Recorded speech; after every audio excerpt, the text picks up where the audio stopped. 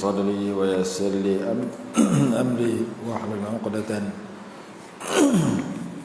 من لساني يفقه قولي ولا حول ولا قوة إلا بالله العلي العظيم. أما بعد, kita masih lagi membicarakan tentang tajuk At-Taqwa.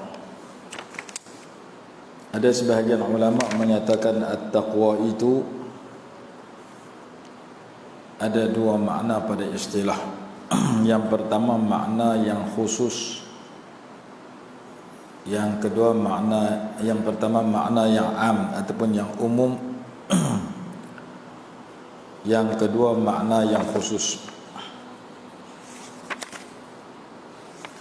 Makna yang umum itu iaitu menjaga daripada setiap yang memudaratkan di akhirat. Ma'nan 'amun huwa as-siyanatu wal ijtinabu 'an kulli ma huwa dharrun fil akhirah. Memelihara dan menjauhi daripada setiap yang membawa kemudaratan di akhirat. Wa adna dzalik ijtinabu syirk, sekurang-kurangnya menjauhi syirik. Wa a'lahu at-tanazzuhu 'amma yashghalu sariratahu 'anil haqqi 'azza wa jalla, yang tertinggi menjauhkan daripada segala yang menyibukkan hatinya daripada Allah Subhanahu wa taala. Makna yang khusus, siyanatun nafs amma tastahiqu bil 'uqubah, menjaga diri daripada sesuatu yang berhak untuk dihukum ataupun disiksa, berupa melakukan sesuatu atau meninggalkan sesuatu, seperti meninggalkan dosa-dosa besar, meninggalkan dosa-dosa dengan cara meninggalkan yang syubhah sama, yang kesamaran, tak tahu dosa ataupun tidak. Berdasarkan hadis Imam At-Tirmidzi, Ibnu Majah, la yablughu al-'abdu an yakuna min al-muttaqin hatta yad'a ma la ba'sa bihi hadaran lima bihi al-ba'su. Tidak sampai seorang hamba kepada darjat orang yang bertakwa sehingga ia meninggalkan sesuatu yang tidak mengapa padanya kerana nak mengawasi, nak berhati-hati daripada sesuatu yang ada kesalahan. Imam Ghazali rahimahullah sebut dalam kitab Minhajul Abidin, ana wajadtu at-taqwa bi ma'na ijtinabi fudulil halal wa 'ala dhalik fa innahu yuhibbu tarka fadlil halal khawfan min al-wuqu'i fil haram. Kata Imam Ghazali rahimahullah, ada orang yang meninggalkan lebihan yang halal kerana takut terjerumus kepada yang haram. Jadi takwa ada disebut pada istilah ulama. Takwa pada bahasa daripada al-wiqayah. Al-wiqayah makna memelihara secara sungguh-sungguh, menjaga. Ada ulama menyatakan jalan-jalan kepada takwa itu ialah meninggalkan beberapa perkara. At-tariqu ila taqwa, jalan kepada takwa ada 4. Qillatul kalam wa qillatul anam wa qillatul manam wa qillatul ta'am.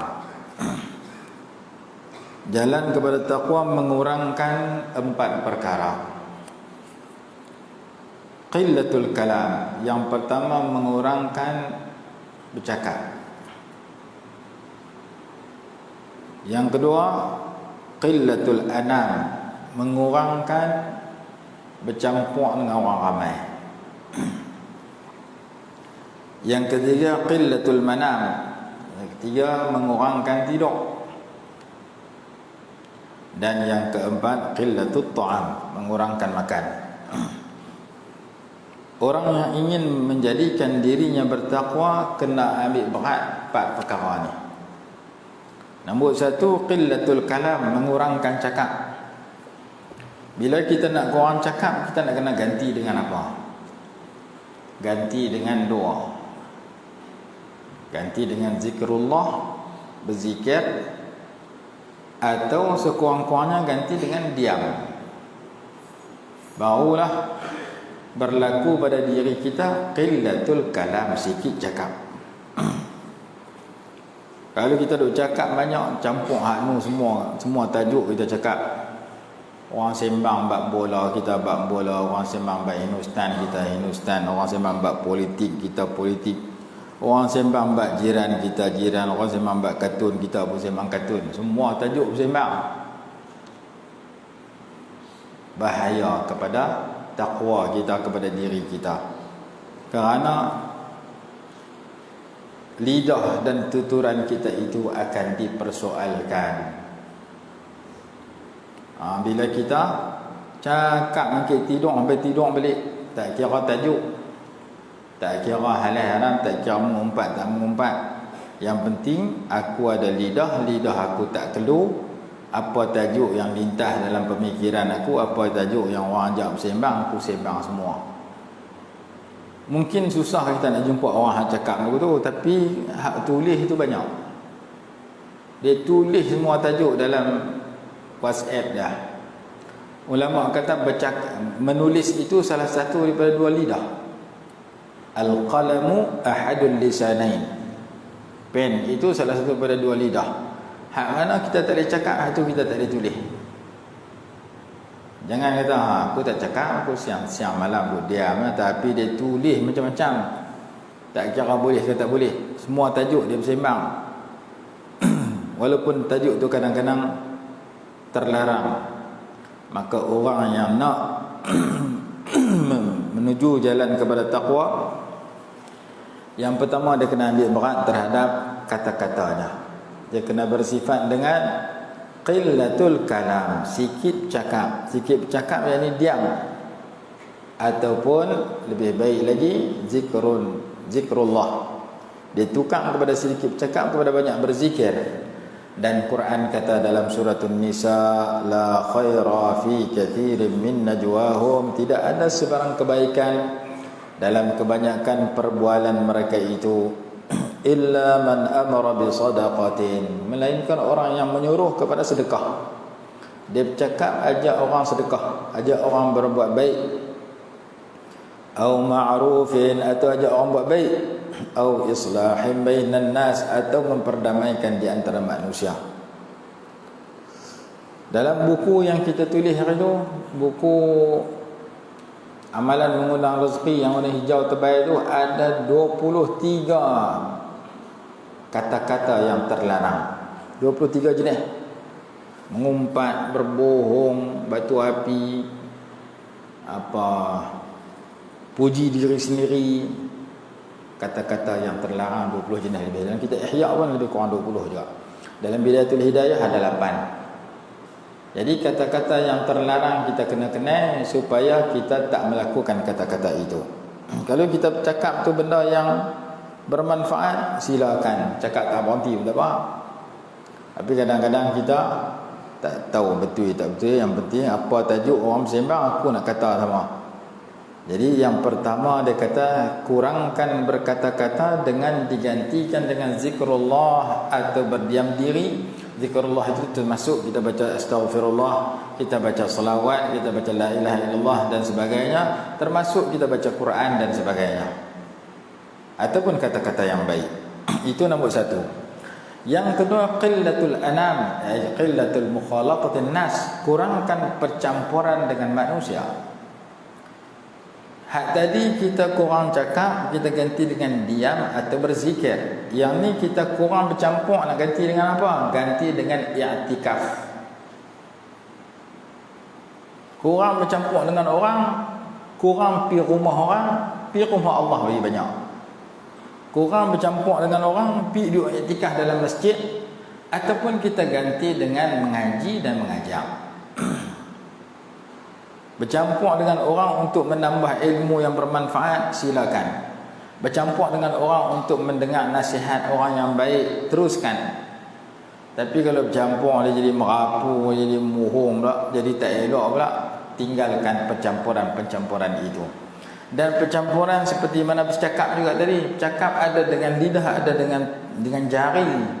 Dengan jari kita tulis dalam handphone kita. Campur pun dua jenis juga. Campur dengan kita berjumpa di tepi rumah kita, ataupun bercampur dalam handphone. Dalam handphone tu ramai, berpuluh-puluh ribu, beribu-ribu orang kita campur. Grup 240, Facebook lagi, Instagram lagi. Hak duk bercampur dalam alat komunikasi yang kita miliki itu lagi ramai pada kita campur cara ni. Maka hak kita campur cara berdepan ni pun nak kena pilih. Hak kita campur dalam grup WhatsApp kita pun nak kena pilih. Pencampuran yang membawa dosa ke pahala, pencampuran yang membawa dekat dengan Allah ke jauh pada Allah, nak kena tapih. Kadang-kadang kita bercampur dengan orang Amerika, kita campur dengan orang England, kita campur dengan orang Kuala Lumpur, kita duduk di Kedah.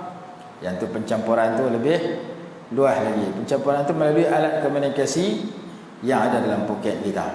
Yang tu nak kena tapih, nak kena pilih. Jangan sampai pencampuran itu menyebabkan kita jauh pada Allah dan berdosa. Gantikan pencampuran kamu dengan manusia itu dengan beriktikaf dalam masjid, ataupun dengan cara kamu pergi bercampur untuk mendapat ilmu dan nasihat dan doa dengan berjumpa dengan orang-orang baik. Kata Imam Syafi'i rahimahullah, laula mujalasatul akhyar wal qiyam bil ashar ma ahbabtul baqa'a fi hadhihi dar. Kalau tidak kerana bercampur dengan orang baik-baik dan kerana qiyamul lail di waktu sahur, aku tidak suka hidup atas muka bumi. Aku suka umur aku panjang ni, tak mati lagi pun tak apa, pasal aku boleh isi umur aku dengan dua perkara ini. Pertama, jumpa orang baik, bercampur dengan orang baik, duduk dengan orang baik. Yang kedua, sembahyang tahajud sebelum subuh. Aku boleh qiyamul lail waktu sahur, aku suka. Aku boleh berkawan dengan orang baik, aku suka. Kawan dengan orang baik ini sama ada guru untuk kita menuntut ilmu pada dia, pelajar untuk kita mengajar ilmu pada dia, ataupun kawan yang baik untuk kita dapat manfaat daripada persahabatan dengan dia, jiran yang baik untuk kita dapat manfaat daripada kita berjiran dengan dia. Orang baik-baik ini ada depan mata kita, depan mulut kita, kita bercakap dengan dia. Orang baik-baik itu ada dalam grup, dalam handphone kita. Pertemuan dan percampuran kita dengan orang baik itu menjadikan kita semakin baik. Kita lupa, dia peringatkan kita. Kita salah, dia perbetulkan kita. Kita duduk dalam nikmat, dia ucap tahniah. Kita duduk dalam musibah, dia ajak kita bersabar. Jadi kawan-kawan yang baik, orang baik ini adalah tuntutan Quran untuk kita mendampingi mereka. Quran kata kunu ma'as sadiqin. Jadikan dirimu bersama orang betul-betul, orang elok-elok. Jadi yang kedua, qillatul anam, sedikit bercampur dengan orang ramai. Yang ketiga, qillatul manam, kurang tidur.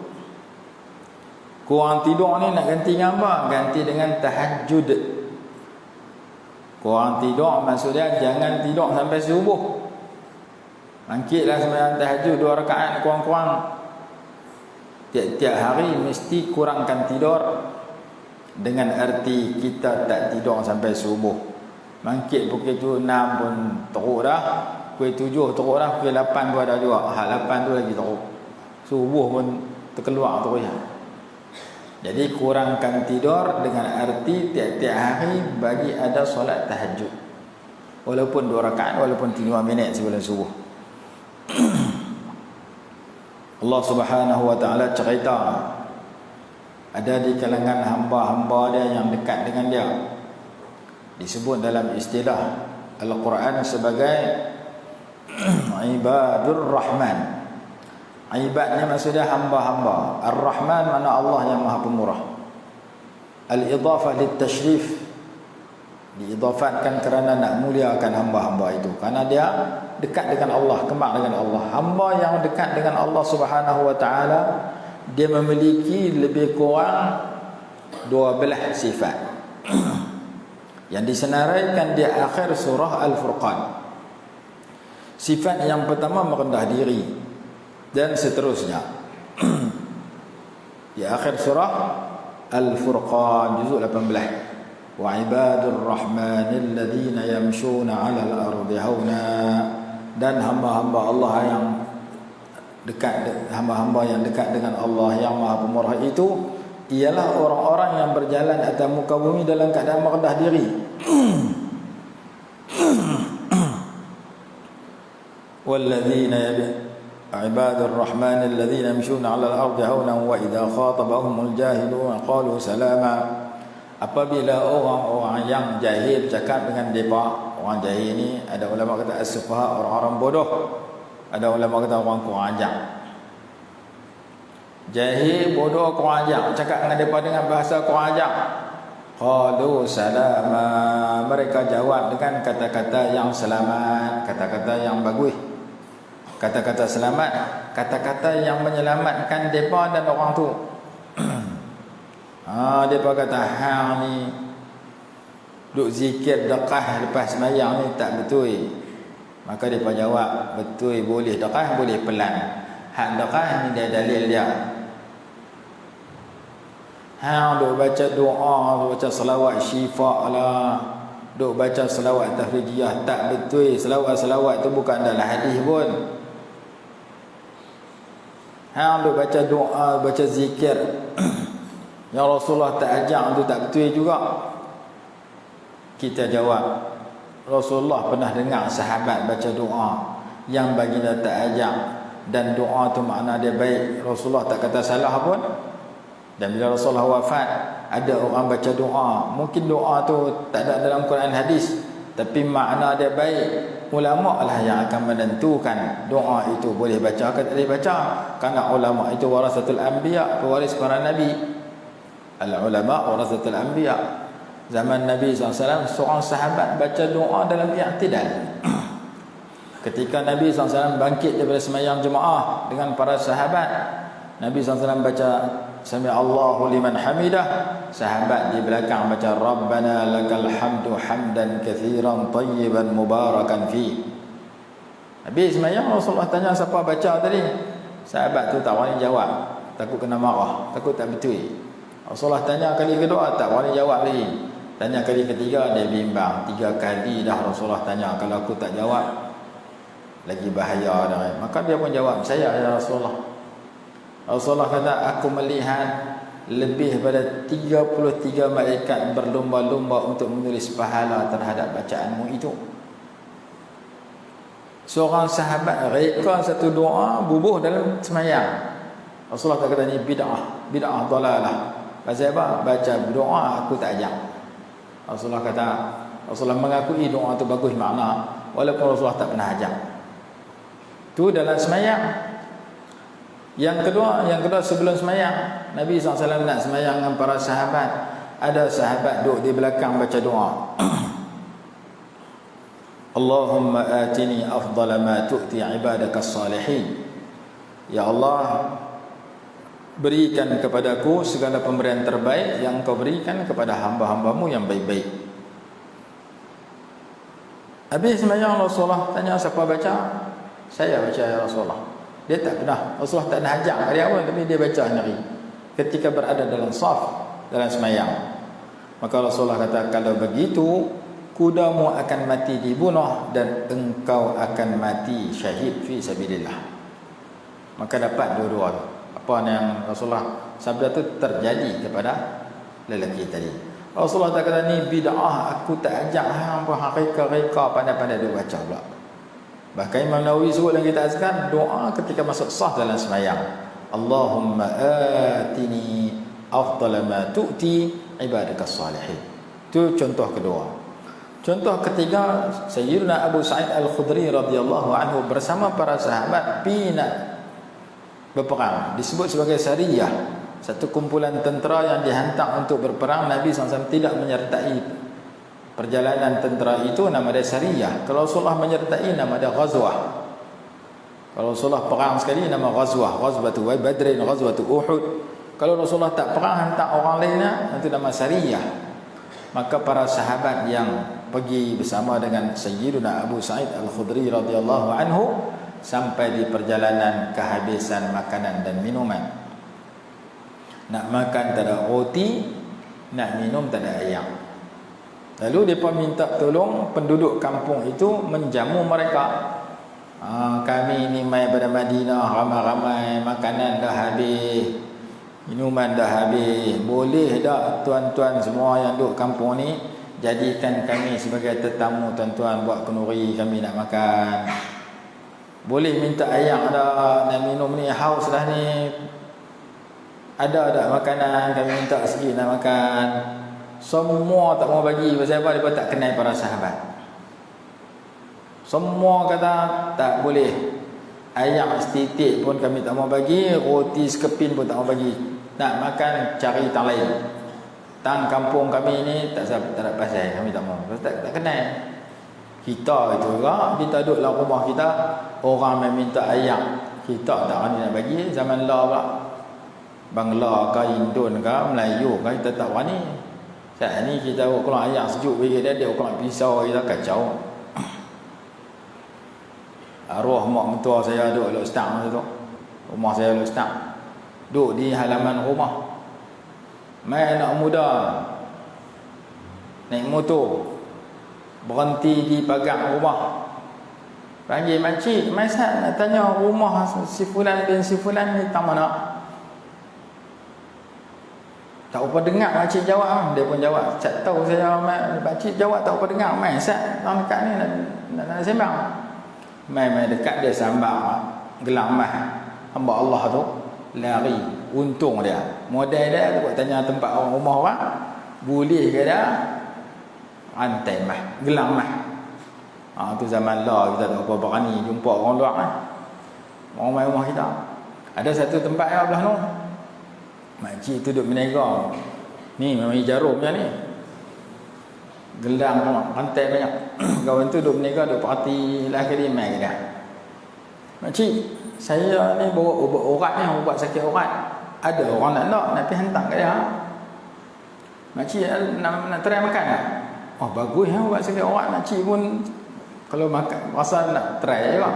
Kalau makan ubat sakit urat ni memang cepat lega, segar elok. Makcik try. Nak try ambil air asam kan. Makcik tapi ambil air asam, dia bubuh dalam tu, minum-minum, pengsan, dia pun dadah.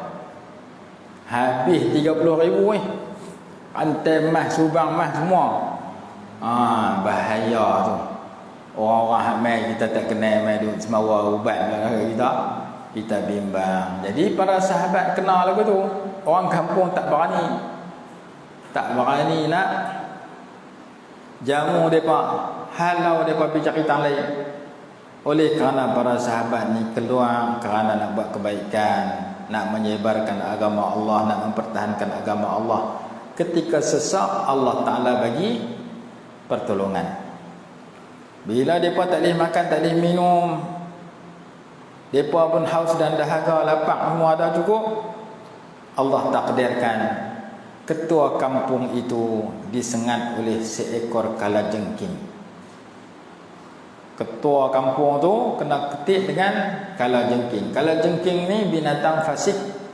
Salah satu binatang fasik yang 5 nama dia kalajengking. Bila kita jumpa kalajengking, sunat kita bunuh dapat pahala di mana saja. Jangan kita biar. Begitu juga cicak, begitu juga tikui. Sunat kita bunuh. Bunuh cicak pahala besar. Jangan duk biar cicak. Kalau kita jumpa atas lantai ke, di dinding ke, atas bumbung ke, 100 pahala sekok cicak yang kita bunuh. Hadis sahih Muslim, man qatala wazaghatan bi awwali darbatin falahu 100 hasanah. Sesiapa yang membunuh seekor cicak dengan sekali pukul atau dengan pukulan yang pertama, Allah berikan 100 pahala. Kalau dia pukul kali kedua baru mati, kurang sikit pahala dia. Kalau kali ketiga baru mati, kurang lagi pahala dia. Jadi kita jumpa cicak, bunuh. Peluang duduk atas lantai, katuk mati orang. Pasal syarak menganjurkan pahala yang besar bagi sesiapa yang bertemu dan dapat membunuh cicak. Tikui pun sama. Ada lagi Pak Imajinah, nanti kita cerita binatang-binatang yang tak boleh kita kesian. Salah satunya kalajengking. Kalajengking ni bahasa Arab panggil aqrab.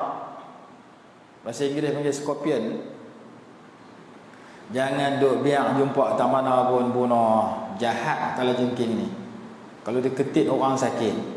Maka kalajengking ni telah pi gigit ketit ketua kampung dia.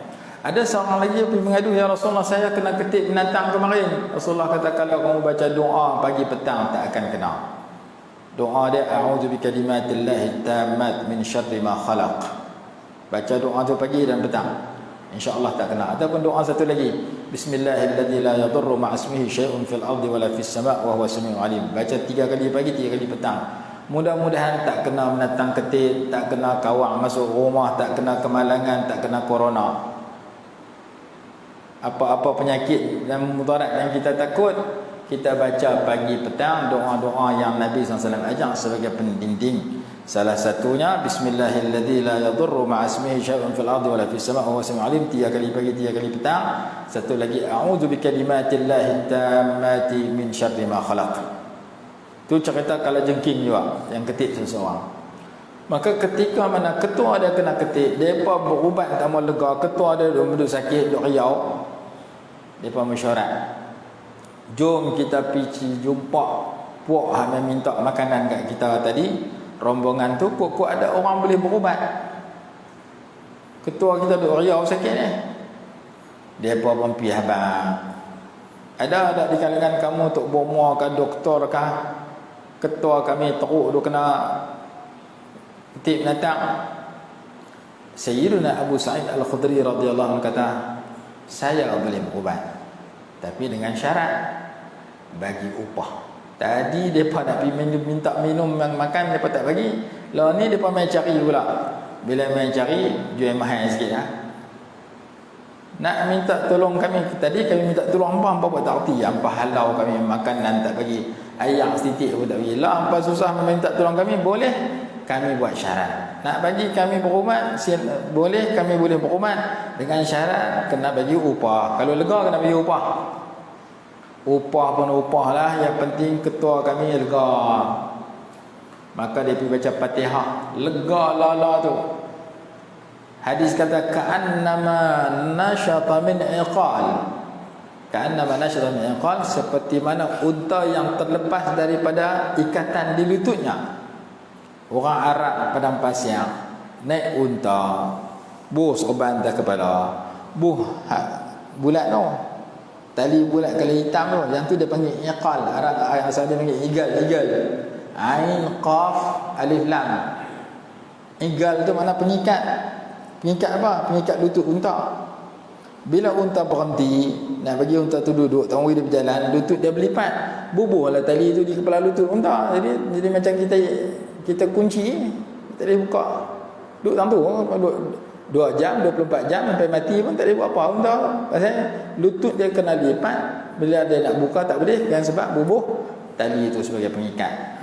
Tarik handbrake dalam tu. Saat ni nak berjalan pula, cabut tali tu, buh atas kepala balik. Jalan, lepas tu nak berhenti, keluar balik, buh balik.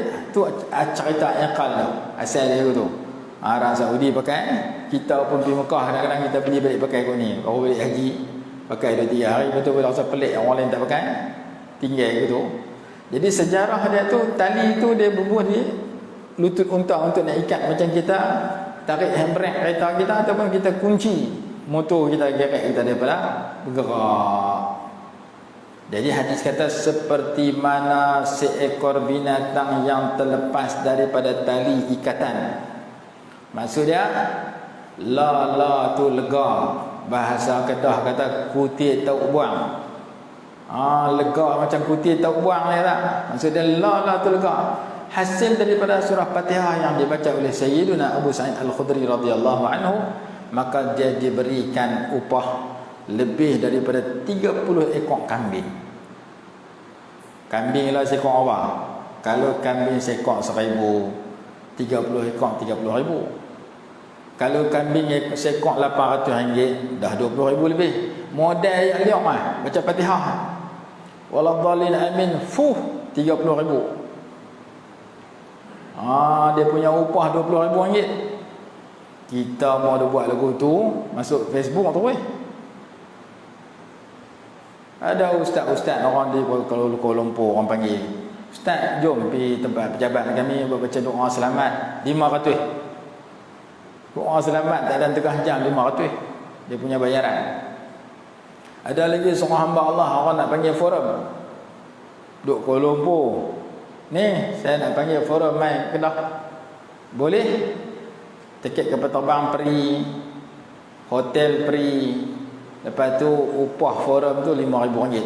Tu dia kau kepala penganjur. Dia letak harga melambung. Kalau harga tu berpatutan, macam kita ajak Iqra. Ajak Iqra kita letak. Saya ajak Iqra anak kamu sekali mengaji RM1. 30 hari main mengaji RM30. Sekali mengaji RM2. Sekali mengaji 10 kali mengaji RM20. Logiknya juga. Tu pun beda. Masa saya, minyak motor saya, minyak kereta saya letak, kenapa? Kerana masa saya, bukan kerana saya nak ajak ni, saya nak ambil duit. Logik tu pun orang tak bayar. Buka Iqra kira hati, ngajak 30 orang bayar 15 dia buat tak tahu. Tak matematik dia boleh bayar. Tuition matematik, sains dia boleh bayar pula. Tuition Quran dia buat tak kerti, dia kata ikhlas. Kena ke dia hamba Allah tu makan nasi dengan toyu. Kalau harga ada berpatutan, boleh kagak? Kalau harga melambung-lambung, akan bawa fitnah kepada kawan tu. Orang kat kutuk dia. Amboi nak panggil main forum, hantar apa RM5,000. Forum ustaz tapi rumah aku ambil dah RM50 lah. Orang pakai bersembang. Ingat. Jadi para sahabat tadi tak harga, cuma depa bagi sebab depa rasa syok, gembira. Kerana ketua depa hak depa sayang yang sakit teruk tiba-tiba lega sekelip mata. Depa yang bagi sendiri 30 ekor kambing. Maka ada sahabat tak berani makan kambing tu, tak berani sembelih makan. Ada sahabat kata tak apa boleh.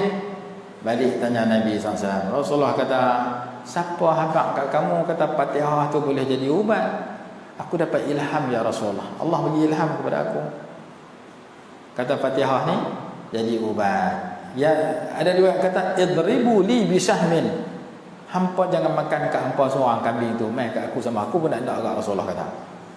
Maka daripada pengakuan Rasulullah tu menunjukkan bahawasanya jampi orang sakit dengan Fatihah adalah dibolehkan walaupun Rasulullah tak pernah ajar. Tu 3 contoh saya bawa, walaupun dalam kitab umar saya 70 contoh yang diamalkan oleh para sahabat, yang dilakukan oleh para sahabat. Biar Rasulullah tahu, Rasulullah akui, nama dia sunnah taqririyah, benda ni boleh. Maka 3 contoh tu sudah menjadi jawapan kepada satu aliran yang kata hak Rasulullah tak nak buat, siapa buat bid'ah, tak boleh.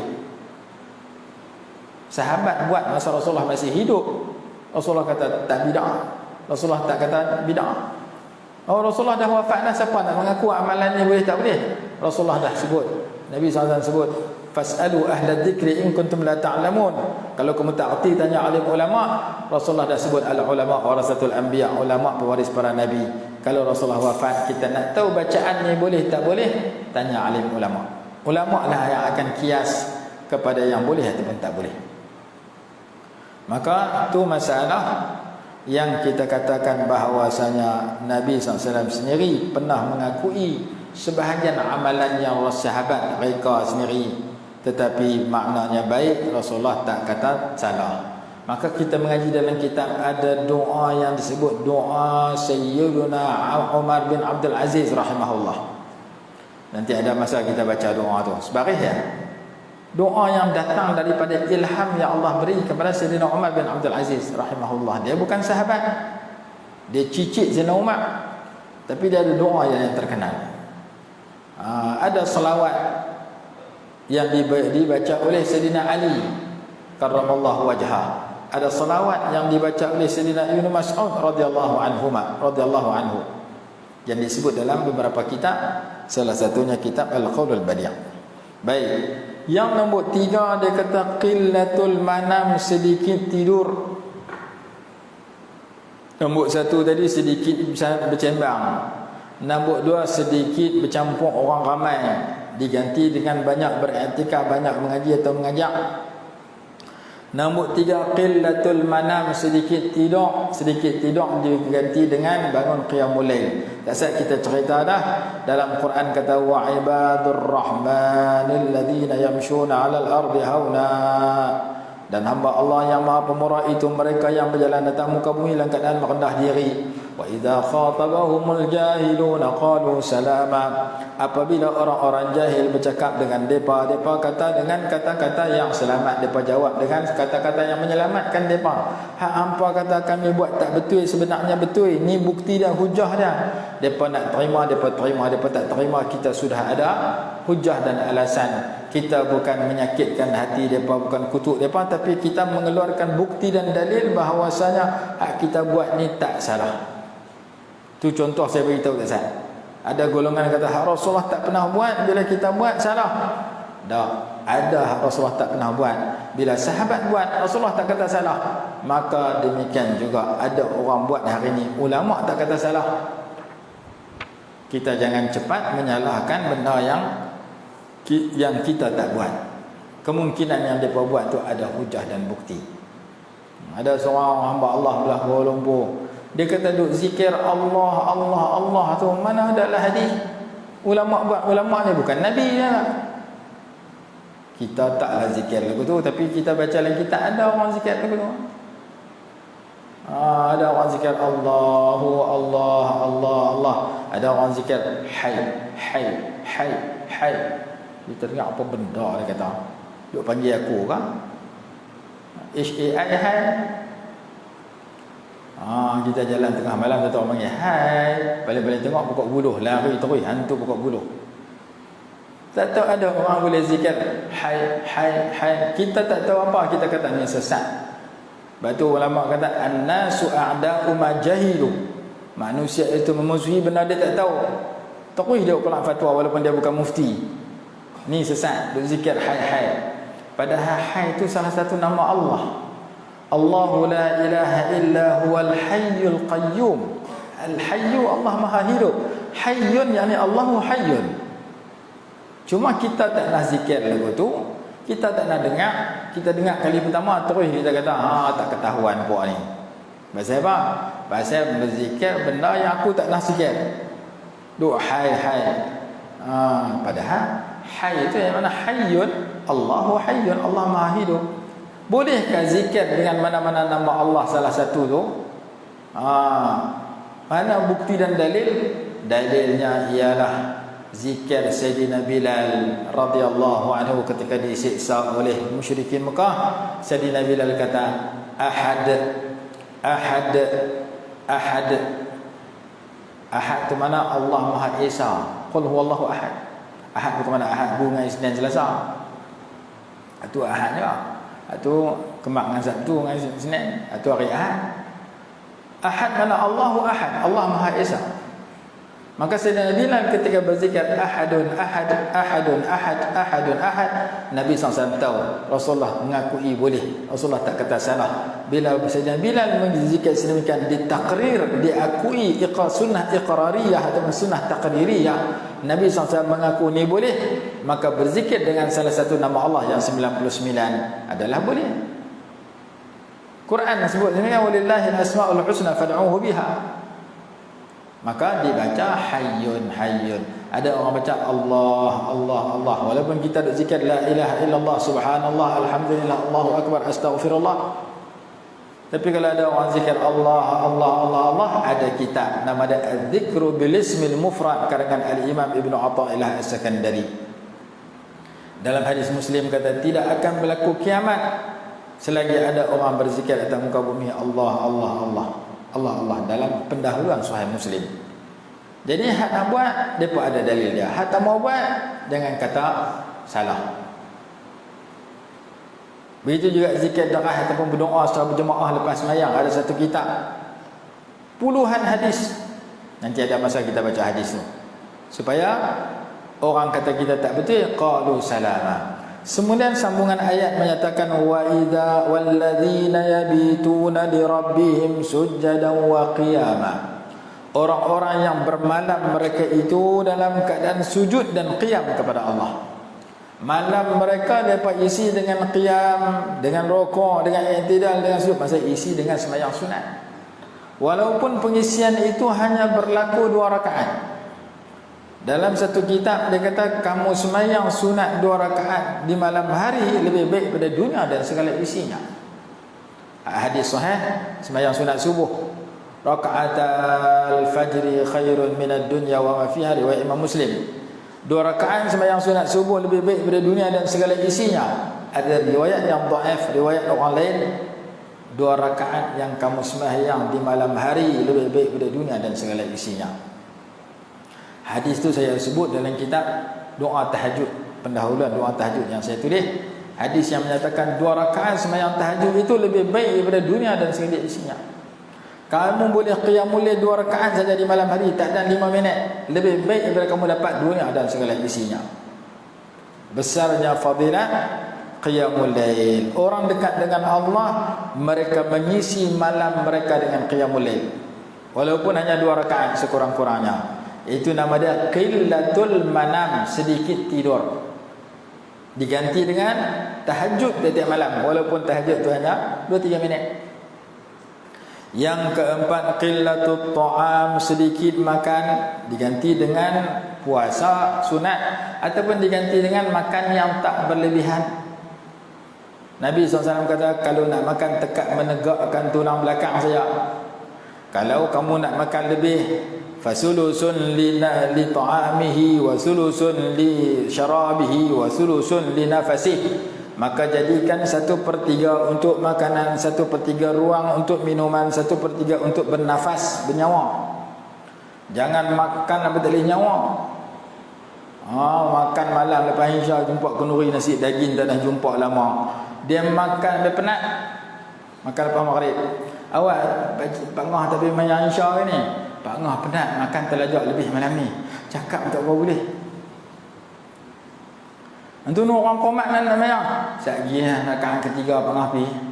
Ambil nyawa sat. Dia pulun sampai tak boleh nyawa. Pak Ngah tu juga lepas makan orang main dua-dua, dia pulun dua-dua pula. Awak Pak Ngah makan dua-dua banyak sangat. Nak peteri longgak-longgak dalam dia lah. Dia nak makan pandai macam alasan ada kat dia. Lah kali orang sembahyang ada telepi, saya penat makan. Saya jumpa orang lagu tu makan sampai penat. Kita buka puasa makan sampai tak boleh bongkok. Masa pergi bazar Ramadan beli 7 mata. Buka puasa makan banyak maghrib sayur. Bubuh macam-macam, kanji lah, gulai itik Jawa lah, nasi kabu lah, sayur keladi semua dia buh. Lah kali mi kuah. Pergi sembahyang maghrib masa sujud belahak terkeluar mi balik. Makan terlajak banyak. Datuk Badruddin kata, orang dulu-dulu terlajak lapang sampai kena ambil ketui batu ikat di perut. Sahabat pergi jumpa Rasulullah, ya Rasulullah, saya lapang ni, tengok baju saya, tengok perut saya. Ketui batu seketui ikat di perut. Rasulullah angkat, aku 2 ketui. Hang lapang kena bus ketui, aku lapang 2 ketui. Tak kata apa, Rasulullah lebih lapang pada dia. Dia kata orang dulu-dulu lapang sampai ambil ketui batu ikat di perut. Orang lah kenyang sampai ambil ketui batu tungku atas perut. Dia makan terlajak banyak buka puasa.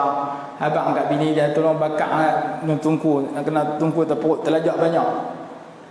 Jadi ulama kata qillatul ta'am, sedikit makan. Maksudnya jangan berlebih-lebihan. Kalau budak nak masuk periksa SPM, lepas isya tu dia makan bersekat periuk banyak terlajak. Lepas tu dia pergi baca buku. Nu nak periksa, baca buku sambil tidur. 5 minit buku tu terjun atas muka. Mula dia baca buku, lepas tu buku baca dia pula. Pasal apa? Makan terlajak banyak, mata dia macam nak lena. Nak makin tidur pun payah, nak berzikir pun segan, diakibat daripada makan banyak. Nabi SAW ajak jangan berlebihan makan. Tapi cakap senang, bila main lauk sedap lupa habis. Nak makan sikit-sikit kena lauk tak sedap baru boleh praktik. Mau dia jumpa lauk ni udang besar lah apa semua, cakap dah makan sikit. Kita cakap lebih daripada orang. Saya biasa makan tak banyak, bila pergi rumah harap jamu roti cicang kacang puai, ada lenyek, makan tak sedap. Makan sikit langsung buah dalam mulut, 20 kali pepak baru telan. Pasal apa? Oh, malam ni aku boleh praktik makan sikit. Pasal apa? Tak sedap. Main-main sedap terlupa habis. Jadi nak kena berlatih jangan makan berlebih-lebihan, kata dalam kitab. Masa tidak mengizinkan, kita ulang balik. At-tariq ila taqwa, yang pertama kurangkan bercakap, yang kedua kurangkan bercampur dengan orang ramai, yang ketiga kurangkan tidur, yang keempat kurangkan makan. Kita berhenti tanya dulu. Wallahu alam. Besok kita sambung lagi kuliah yang tajuk yang masih kita baca tak habis lagi. Wallahu alam. Bismillahirrahmanirrahim. Alhamdulillahirabbil alamin, wassalatu wassalamu ala sayyidina Muhammad wa ala alihi wa sahbihi wa barik wasallim. Allahumma anfa'na bima 'allamtana wa 'allimna ma yanfa'una warzuqna ilman yanfa'una bi rahmatika ya arhamar rahimin. Rabbana atina fid dunya hasanatan wa fil akhirati hasanah wa qina adzaban nar. Sallallahu ala sayyidina Muhammadin wa ala alihi wa sahbihi wasallam. Alhamdulillahil alamin. Kita tutup majlis kita dengan baca ummul kita Al-Fatihah. Mudah-mudahan Allah Subhanahu wa taala memberikan hajat-hajat yang kita yang baik Allah makbulkan, dan Allah taala memberikan kebaikan kepada semua yang terlibat dalam pengajian kita, sama ada secara hadir sekarang ataupun secara online, termasuk yang buat kenduri kat kita pagi ni. Saya tengok tu ada nasi di luar. Jadi tuan-tuan yang nak keluar lagi tolong ambil seorang satu. Dan kita tutup dengan mudah-mudahan hajat-hajat yang baik kita tercapai, dan Allah Ta'ala berikan pahala juga kepada Nabi SAW dengan para sahabat dan seluruh muslimin muslimat yang telah meninggal dunia dengan berkat ummul kitab Al-Fatihah. A'udzu billahi minasyaitonir rajim. Bismillahirrahmanirrahim. Alhamdulillahirabbil alamin. Arrahmanir rahim. Maliki yaumiddin. Iyyaka na'budu wa iyyaka nasta'in. اهدنا الصراط المستقيم صراط الذين أنعمت عليهم غير المغضوب عليهم ولا الضالين آمين. السلام عليكم ورحمة الله وبركاته.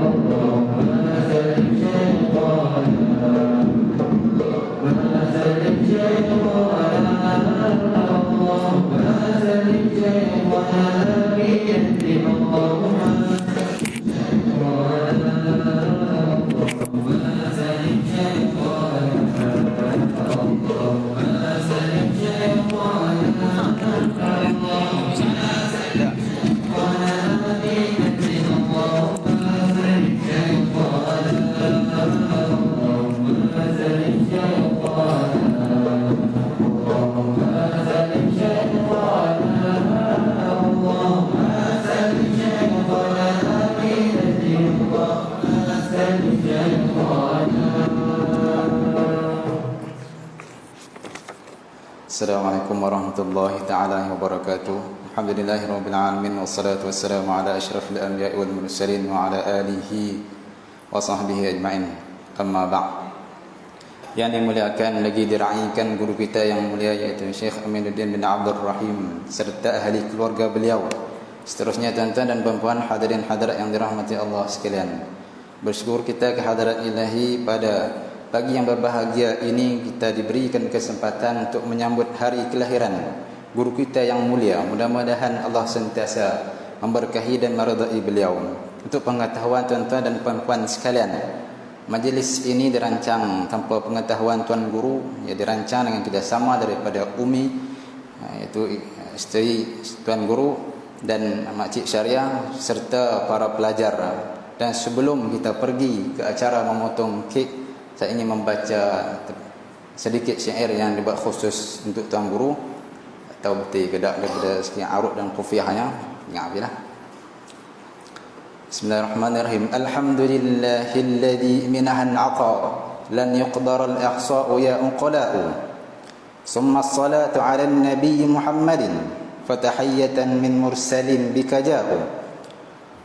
La nansa waqtan tafrahu biwujudika fil 'alamil fani naja sulaha'u. نثني ونشكر والديك على ما أدبك الكريم بك يقتدي الرفقاء لأدى حقوق الطالبين نقصر عنه فعفوك نطلب بك نظمأ وإذا عفوت فقادرا ومقدرا لا يستهين بعفوك الجهلاء زانتك في الخلق العظيم صفاتك يغرى بهن ويلعن كرماء ارحم وبارك واعف عنه أمين الدين هو في الجنان وفي السعيد رضاء. Maknanya lebih kurang, segala puji bagi Allah yang telah memberi pelbagai karunia. Pemberian Tuhan itu tidak mampu dihitung wahai orang-orang yang berakal. Kemudian selawat ke atas Nabi sallallahu alaihi wasallam dan penghormatan yang diberikan oleh para rasul kepadanya. Tidak kami lupa waktu di mana di saat engkau gembira dengan kewujudanmu di alam yang fana ini dan berjaya orang-orang yang saleh.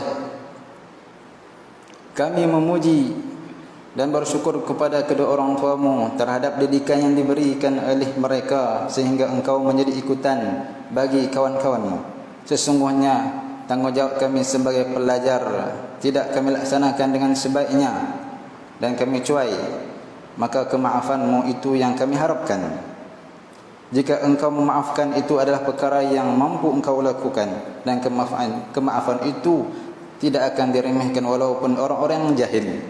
Sifat-sifat yang mulia menghiasi dirimu dan engkau dicintai dengan sifat-sifat tersebut, dan orang-orang yang mulia juga disukai dicintai kerana sifat-sifat tersebut. Mudah-mudahan Allah Ta'ala merahmati, memberkati dan memberikan kemaafan buat guru kita Syekh Aminuddin rahimahullah radhiyallahu taala anhu hafizahullah. Mudah-mudahan beliau akan ditempatkan dalam syurga yang diridai. Sebelum itu marilah sama-sama kita mendengar sebuah nasyid yang direka khas oleh para pelajar buat tuan guru. Dipersilakan, falyatafaddal mashkura. Allah Allah ya Allah sanadil wa ya shaykhana. Allah Allah ya Allah sanadil wa ya shaykhana. Allah Allah sanadil wa ya shaykhana. Allah Allah sanadil